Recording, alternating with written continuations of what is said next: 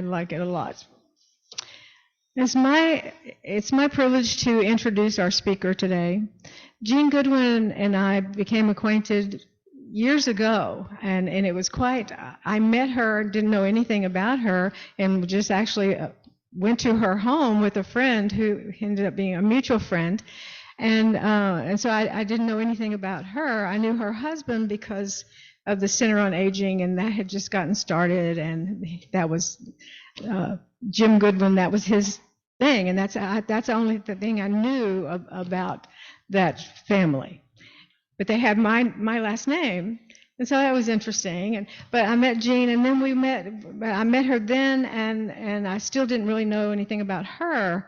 And then in the poetry group that I was involved in, she started coming to that, and so I knew her from that. She writes wonderful poetry, just so you know.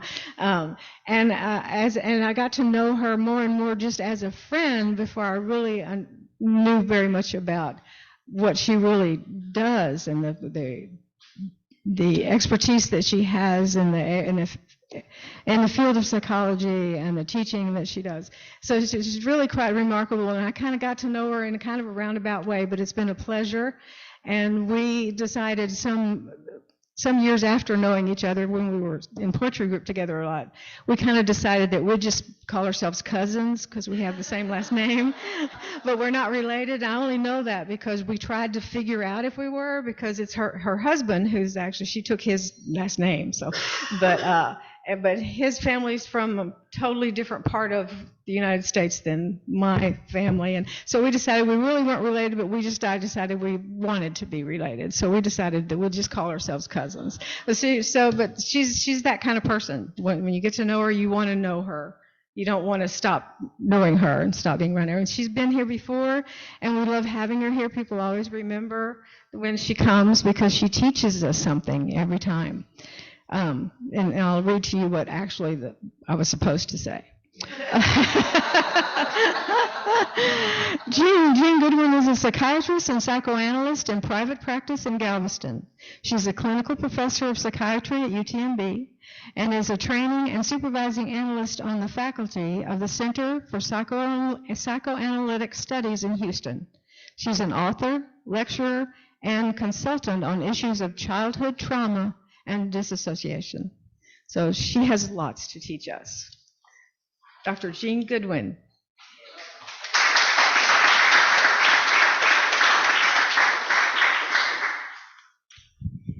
I always love coming here because I feel like I'm walking in on a conversation.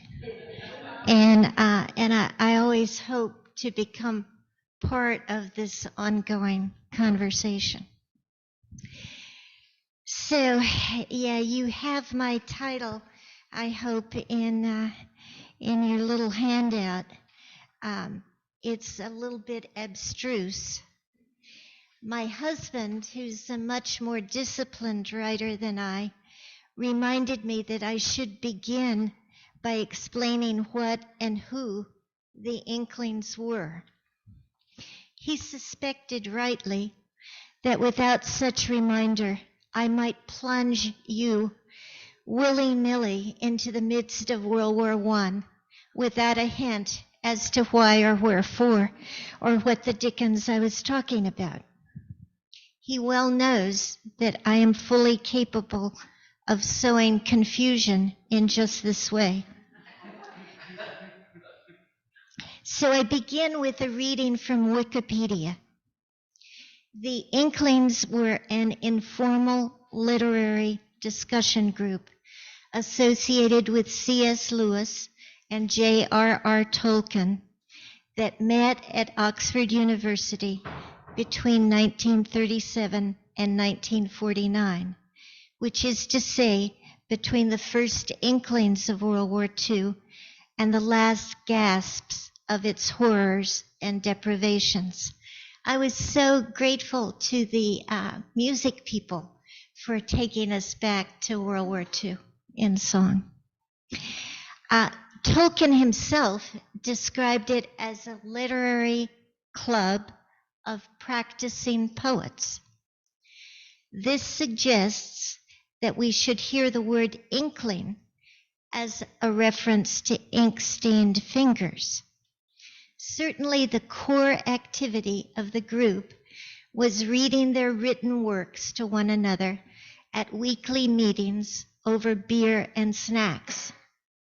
The snacks were especially crucial during the rationing in Britain during the war.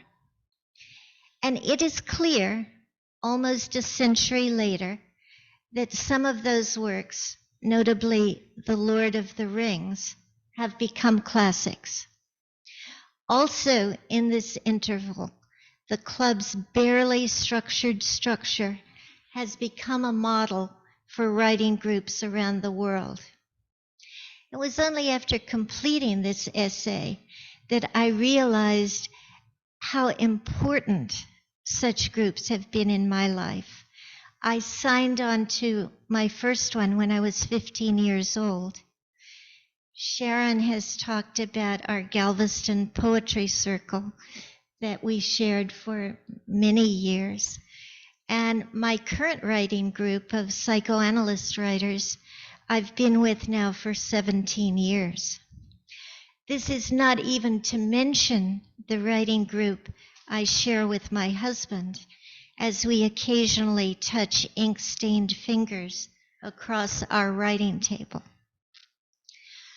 Another meaning of inkling refers to a sense of something just beyond, something mysterious, intangible, perhaps supernatural. Most of these writers were unfashionably Christian. Tolkien had been raised by a Catholic priest after both parents died, and he was instrumental in converting the then atheist C.S. Lewis to Christianity.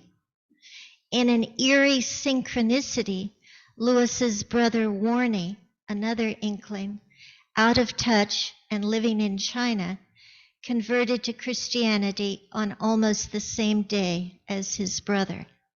This is part of that mysterious something of which these writers had an inkling. Beyond Christianity, though, these writers believed that the stories they wanted to tell inhabited a numinous realm beyond our ordinary world. Lewis thought that, quote, all stories are waiting somewhere. We recover them in fragments. Tolkien described finding many of his characters waiting for him in that imagined somewhere. For example, Strider, the eventual king in Lord of the Rings, appeared out of the blue one day while Tolkien was trying to write a description of a roadside inn. He later explained, quote, seeing Strider in that corner was a real shock. I had no more idea who he was than Frodo did. Frodo is the Hobbit hero of Tolkien's tale. Another inkling, Owen Barfield, thought that words themselves were magic, that if we could recover the ancient multiple meanings of words, we might rediscover the mystery that is otherwise invisible in our everyday conversations.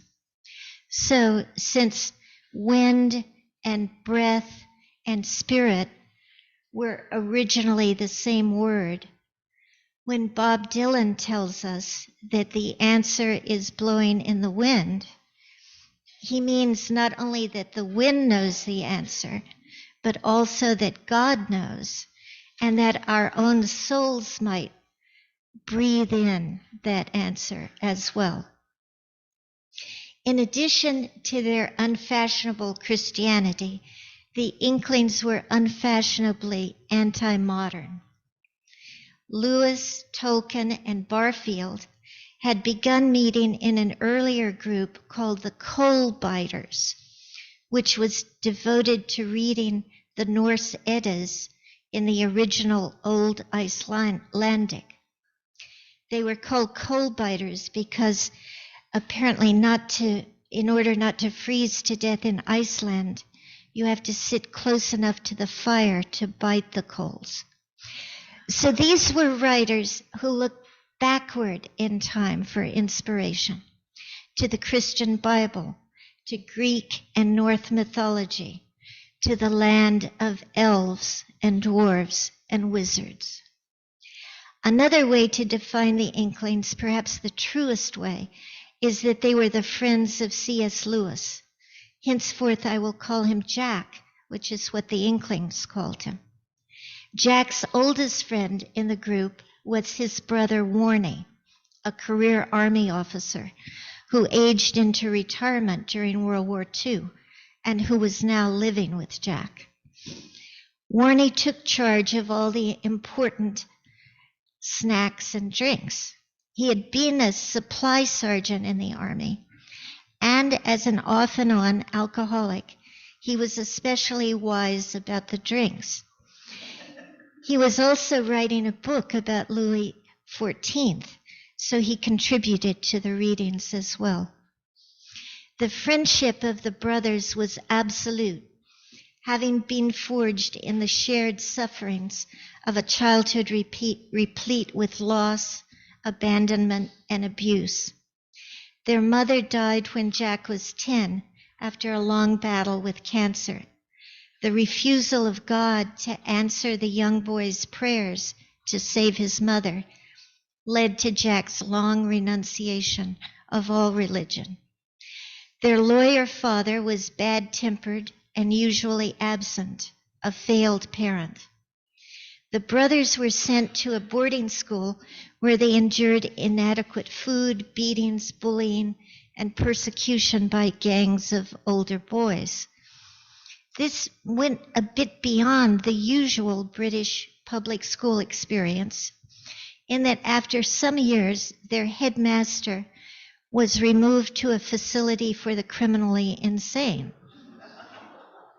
which is how the boys finally escaped. Warnie wrote about this fraternal bond. We stood foursquare against the common enemy. To this day, the vision of the world that comes most naturally to me is one in which we two, or we few, and in a sense we happy few, stand against something stronger and larger. The two brothers would be buried in the same grave. So why add another definition to this already overcomplexified definition of a long ago writing group? Why do I begin to think of them as traumatized survivors of the World War I trenches? First, because so many of them were in that war and in combat. Secondly, because so many have the risk factors for combat PTSD, young age of exposure to combat, loss of buddies, wounds or hospitalizations, prior trauma in childhood. And lastly, because the group reminds me of successful trauma groups I have led. There is creative communication, physical exercise. The Inklings did marathon hikes at what Tolkien complained was ruthless speed. And there is self-soothing. I think of Warnie working the snacks in the bar and of the times they cut to the chase and simply met at their pub.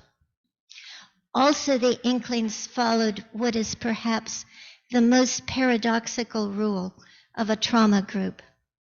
They never ever spoke directly about their shared trauma. Not everyone in this undetermined and unelected circle, as Jack styled the group, had served in World War I, but the earliest and most central players had. C.S. Lewis went up to Oxford at age 18, at a moment when the university had become a military encampment. He was billeted alphabetically with another young recruit, Paddy Moore. Both went to the front. Jack would later describe the horribly smashed men, still moving like half-crushed beetles, sitting or standing corpses. Patty was reported missing in action in spring of 1918. A few months later, Jack Lewis was hit by a shell and sent home. He did not write about the war. Quote, "It is too cut off from the rest of my experience and often seems to have happened to someone else." But Lewis did share his life with Patty's mother until she died. This, Lewis said, was a promise he had made to Patty before his buddy was killed. Lewis and Mrs. Moore probably had a sexual relationship as well, but that is a more complicated combat story, a story about the ways that fight and flight get entangled with lust and sexuality, the way that someone like Odysseus leaves the Trojan War with both murder and rape on his conscience. Jack's brother Warney, as a supply officer, was not in the trenches, but as career Army in both world wars, he experienced the longest duration of combat exposure. Tolkien was older when he went to the front, 23 and married, but his combat exposure was arguably the most intense in the group. A lieutenant in the Fusiliers, he was invalided out of the Battle of the Somme with trench fever. Most of his battalion were wiped out. His brother was wounded. His two best friends were killed. He was ill for 2 years, during which time he developed the maps and the languages of his imaginary world, Middle-earth. Like his alter ego Frodo, Tolkien elected at some level to remain with the elves after his war. He perhaps never fully made his way back home. It is hard to imagine the sheer carnage endured during the 5 months of the Battle of the Somme. Of 3 million soldiers who fought on both sides, 1 million were killed or wounded. On the first day of battle, 19,240 British soldiers were killed. That was the first day. By the end of the battle, 5 months later, 125,000 British troops had died. Compare this to the 9,000 Ukrainian soldiers killed in the first 6 months of our current war, or even to the 58,000 American soldiers killed over 10 years of the Vietnam War. Only the atom bomb qualifies as a more efficient killing machine, 100,000 dead for each one we dropped on Japan.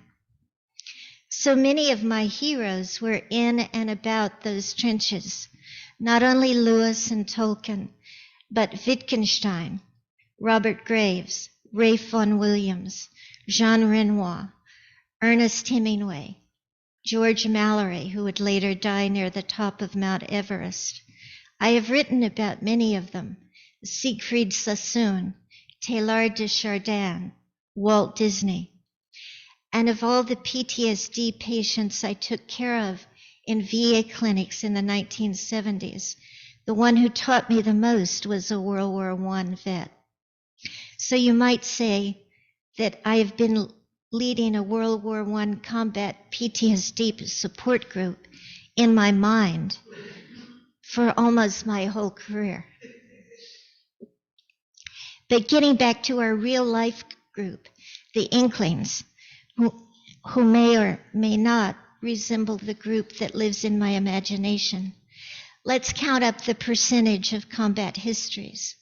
In addition to the 3 core members, Lewis, his brother, and Tolkien, Barfield, Coghill, Dundas Grant, Hugh Dyson served in the First World War.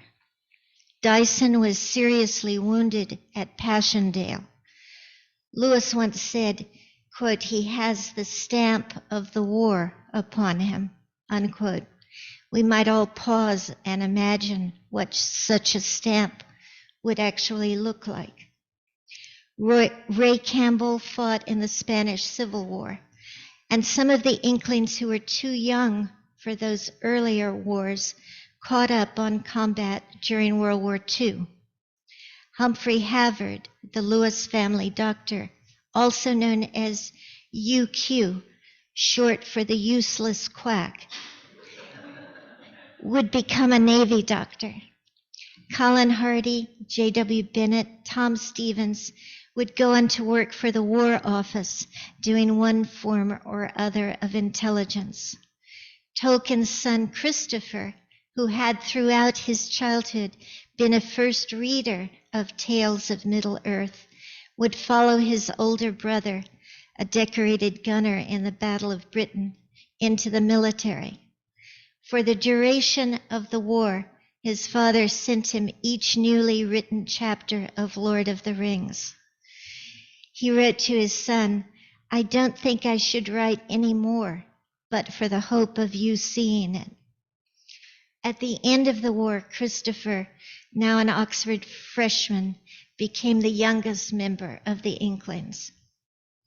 Although it is about as possible to count Inklings as it is to count the spots of a leopard, 19 is a ballpark total, so about 2/3 had active war experience.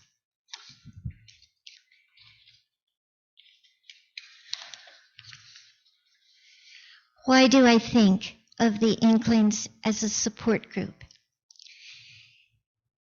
In part because its formation coincided with such an obvious trigger for war trauma flashbacks, World War II.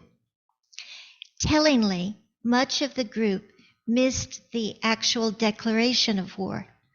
They were on one of their marathon 20 miles per day hikes. They missed out on a fair amount of war news as well during meetings when they discussed not Hitler, but Icarus, Orpheus, Hamlet, and the funeral habits of dwarves.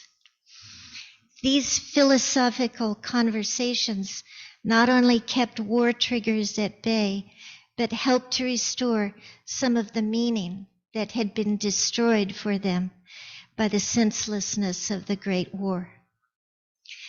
I have already mentioned a few of the group's anti-anxiety strategies: walking, creative communication, food and drink. Their hikes included not only the beneficial effects of exercise, but also the anti-anxiety effects of spending time out of doors in a varied ecosystem with beautiful views and plenty of birds and wildlife. Another calming feature was the sheer stabilizing predictability of the group. You guys have that, I love it. Every Thursday evening, one could turn up in Lewis's sitting room and have tea, and then go on to something stronger. But their most powerful weapon against anxiety was each other. Not only was Lewis himself a master at human connection, but it was also a time of the world when group affiliations proliferated in a way that we of the 21st century can barely imagine. Lewis himself was a member of the Essay Club, the Dante Club, the Socratic Club, the Cave, the Oyster Club, and Beowulf over beer. The unstinting encouragement of each member's writing, the enjoyment of each other's company, the opportunity to argue passionately and remain friends. Nobody died in their intellectual warfare. This was how they fought and mastered post-traumatic anxiety. Perhaps more important than what they did was what they did not do. They did not talk about their own combat experiences. The nearest the group came to disbanding was over Tolkien's readings about the Battle of Helm's Deep and its aftermath. Although Tolkien stoutly denied that anything in Middle Earth resembled even remotely any feature of planet Earth, it was clear to anyone who had been there that Mordor and the dead marshes resembled the blasted landscapes of the Somme, and that Sam was Frodo's sergeant, that in sum, The Lord of the Rings is the great novel of World War I. Interestingly, the Inkling who most violently objected to Tolkien's readings was Hugh Dyson, the one with the stamp of the war upon him. The group responded sensibly by asking Tolkien not to read when Dyson was present. The other thing the Inklings did not do was women. They had transformed the trenches into the cozy hobbit hole of Lewis's college rooms, but it was still important that only men be allowed. This is one hallmark of a combat group. Once, by mistake, I walked into a VFW club. One glance told me I was in the wrong place. There were the drinks set out on the bar. There were the several old guys instantly standing up to escort me out, ever so gentlemanly out, but out nonetheless. Dorothy Sayers was the woman who came closest to becoming an Inkling. She hung out with them at the Dante Club and the Socratic Club. She learned enough, though, about their combat trauma to make her fictional detective, Lord Peter Wimsey, a poster boy for PTSD. Lord Peter is good at catching murderers, but he tends to relapse whenever one of his murderers gets executed. The novels describe his symptoms as well as any textbook could. And then, after World War II had finally ended, and the PTSD triggers were no longer falling like bombs all around them, one Thursday night, Warnie laid out the drinks and the snacks, and nobody came. Maybe because they had all finally made each other well.